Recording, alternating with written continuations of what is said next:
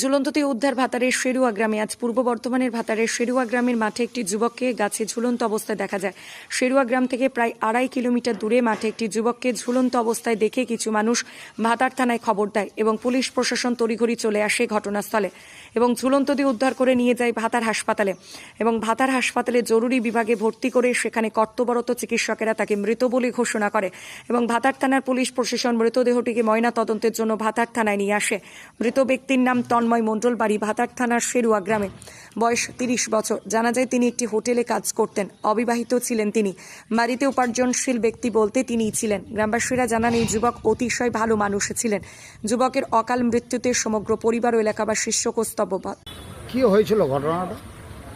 আজ সকালবেলায় কজনে ছুট থেকে দেখতে পেলো এখানে থাকতো না, বড়া চৌমাথা হোটেলে থাকতো। যে হঠাৎ কাল রাতে আর তো শুনতে পেয়েছি আজকে গলায় দড়ি নিয়েছে। আমরা সকালে গিয়ে দেখছি। তাছাড়া এখনও তো সঠিক করে কিছু জানা যায়নি কী ব্যাপারে, কী জন্য হয়েছে। বাড়িতে কিছু ঝামেলার সমস্যা হয়নি। বাড়িতে কিছু ঝামেলা হয়? বাড়িতে ঝামেলা হয়নি। তো এটা কি মনে হচ্ছে ও আত্মহত্যা করেছে? বোঝা তো যাচ্ছে না এখনো, মনে হচ্ছে না তো আত্মহত্যা করেছে, মনে হচ্ছে মার্ডার কেস। মার্ডার কেস আপনারা যতটা মনে হচ্ছে পোস্টমর্টম রিপোর্ট ছাড়া তো কিছু বোঝা যাবে না। যে আত্মহত্যা করেছে ওনার নামটা কি?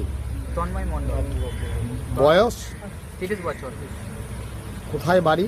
শেরুয়া। আপনি কে হন? আমি ওর ভাই হয়। ওনার বয়স 30 বছর। হ্যাঁ, উনি কি কাজে থাকতেন? বড়া চৌমাথা হোটেলে থাকতেন, তার লাঞ্চ বক্সে। হোটেলে ক্যাশিয়ারের কাজ করে, ম্যানেজারের কাজ করে। কোথাকার হোটেলে ক্যাশিয়ারে ম্যানেজারের কাজ করতেন? বড়া চৌমাথা। বড়া হচ্ছে মরা চৌমা থেকে ওরকম ব্রিজের কাজ, ক্যানেল ব্রিজের কাজ। আচ্ছা, ওনার কি কোনো অবৈধ সম্পর্ক ছিল সেরকম কিছু জানা আছে?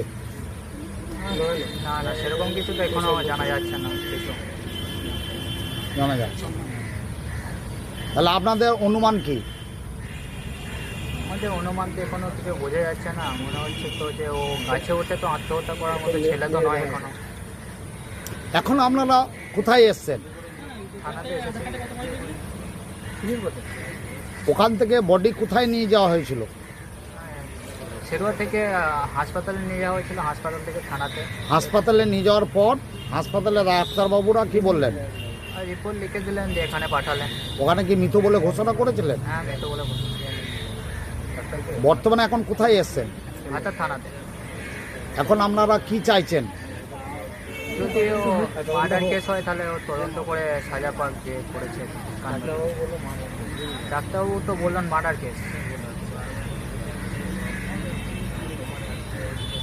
আপনারা পুলিশের কাছে কি আশা করছেন? সঠিক বিচার চাই আবার। আপনার নাম? চন্দন মন্ডল, বাড়ি? শেরুয়া। আমার বাড়ি হচ্ছে শেরুয়া। আমারই প্রতিবেশী ভাইপো হয়, নাম তন্ময় মণ্ডল। উনি ওর গ্রাম একটা হোটেলে কাজ করতো, কিন্তু বাড়ি আসে নাই। ও 5 দিন 7 দিন বাদ কোনো কোনো সময় বাড়ি আসতো, আধ ঘন্টা 1 ঘন্টা বাড়িতে থাকতো, তারপর আবার চলে যেত। হঠাৎ করে আজকে সকালে, ফার্স্ট সকালে ভোরবেলার দিকে যারা প্রাতঃভ্রমণ করতে যায়, হাঁটতে যায়, তারা দেখতে পায় যে ওর ঝুলন্ত দেহটা।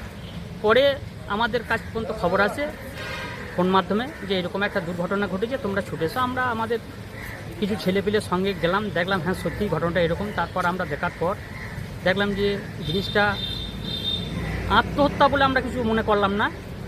এটা একটা চক্রান্ত রয়েছে এর মধ্যে। যেভাবে আমরা ঝুলন্ত দেহ দেখেছি, তারপরেই আমরা প্রশাসনকে খবর দিয়েছি। প্রশাসন গিয়েছিল, ওনারাও দেখেছে। দেখার পর ওনারা বডি নিয়ে এসে হসপিটাল গিয়েছিল। হসপিটাল থেকে ডাক্তারবাবু মৃত বলে ঘোষণা করেছেন বা যেটা লিখে দিয়েছেন। তারপর আমরা থানায় এসেছি, থানাতেও আমরা অভিযোগ করেছি যাতে এর পূর্ণাঙ্গ তদন্ত হয় বা এই যে এর ভেতরে কি রহস্য রয়েছে। একটা মানুষ ধরুন হঠাৎ করে এইভাবে সুসাইড করলে তার বাড়িতে হয়তো অশান্তি হয়, কোনো জায়গায় কোনো একটা কিছু ঘটে, সেরকম কিন্তু আমরা কোনো রহস্য এখনো পর্যন্ত পাইনি। যদি এইরকম ধরনের কোনো রহস্য হয় সেটাও পূর্ণাঙ্গ তদন্ত হবে। তাই আমরা এর পূর্ণাঙ্গ তদন্ত চাই এবং এইরকম একটা ঘটনাতে গ্রামের একটা শোকের ছায়া নেমে এসেছে। আমরা মনে করি ছেলেটা খুবই ভালো ছেলে ছিল। গ্রামের মানুষ ওখানে প্রায় হাজারখানেক মানুষ ওখানে শোনার পর, ওনার নাম শোনার পর হাজারখানেক মানুষ ওখানে জমায়েত হয়েছিল। আপনারা সেই সময় গেলে ওখানে বুঝতে পারতেন যে উনি কতটা ভালো ছেলে। সেটা ওই বয়স 30 বছর বয়স। না, বিয়ে শাদী হয় নাই। তন্ময় মণ্ডল, বাবা বুদ্ধদেব মণ্ডল। ঘটনাটা ঘটেছে আপনার একটা ক্যানেলের পুল, বাদলপুকুর বলে, ওখান থেকে যেটা শ্রীপুরের রাস্তা যায়, সেই শ্রীপুরের রাস্তা যাওয়ার কিছুটা দূরেতে এই ঘটনাটা ঘটেছে। বাড়ি থেকে আনুমানিক প্রায় 2.5 কিলোমিটার হবে। ওনার বাড়ি থেকে 2.5 কিলোমিটার। না, বাড়িতে কালকে কিছু কথা হয় নাই। বাড়িতে কারোর সঙ্গে কোনো কথা হয় না। সেটা উপার্জনের ব্যক্তি কে ছিলেন? উপার্জন ব্যক্তি উনি একমাত্র উপার্জন ব্যক্তি। আমার নাম রমন মণ্ডল। বাড়ি? আমার সেরুয়া বাড়ি।